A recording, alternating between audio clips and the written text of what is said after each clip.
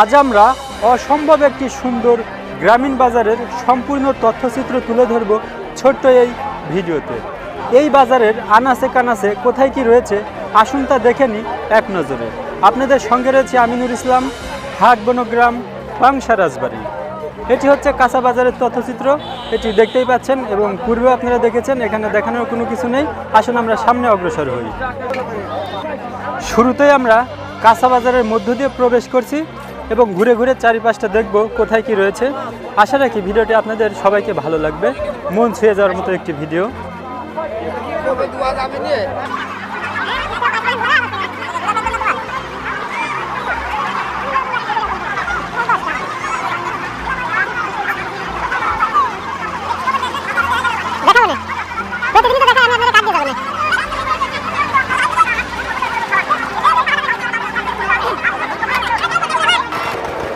এটি হলো বীজ ভান্ডার বা বীজ হাট বলতে পারেন। এখানে নানা প্রকার ফসলের বীজ পাওয়া যায়।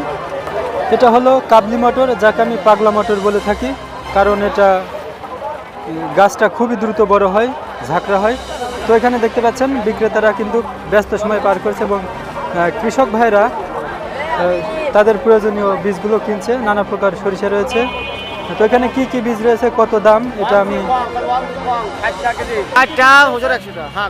কি কি বীজ রয়েছে এবং কত দাম এখন বর্তমানে? মসুর, মটর, ছোলা, কাবলি মটর, তারপর গম, জব, ছাতু, ব্রয়লারের খাবার, এইগুলো বিক্রি হয়।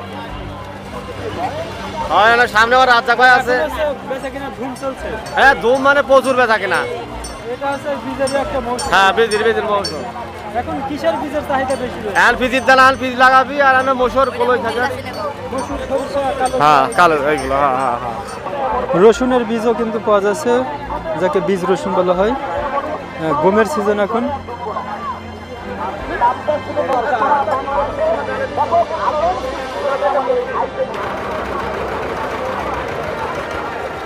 ঠিক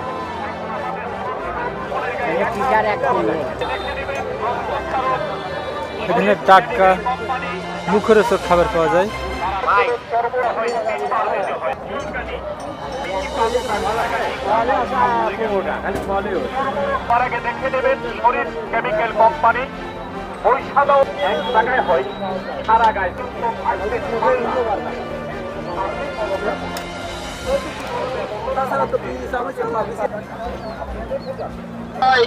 লোকের দরকার হয়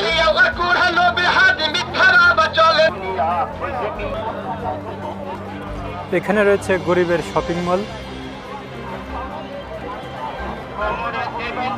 একটু নিখুঁত কারুকার্য দেখি, যেন দায়ের আশারে নির্মাণ করা হচ্ছে। একটু গরিব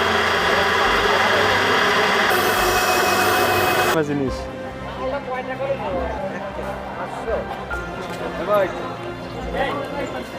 এই যে গ্রাম অঞ্চলে গ্রামীণ হাটে কিন্তু এখন এরকম খোলামেলা জায়গাতে কেজিতে যে সনাতন পদ্ধতি যে দাড়িগুলো রয়েছে সেগুলোতে পরিমাপ করা হয়।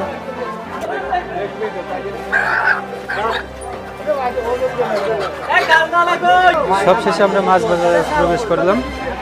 দেখি কি কি মাছ আছে, মাছের বাজারটা কেমন, কি দামে বেচা কিনা হচ্ছে। চ্যাং মাছ,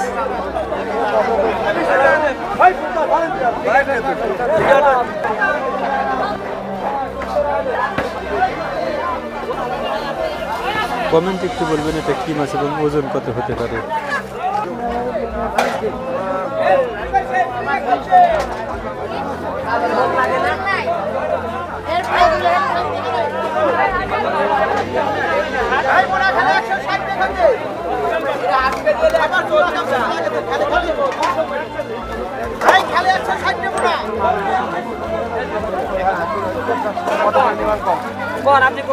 সিলভার কত?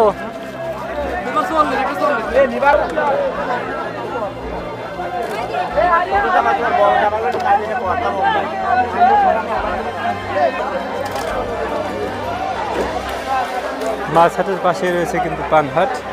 এখানে নিজেদের বরজ থেকে সরাসরি আমদানি করে।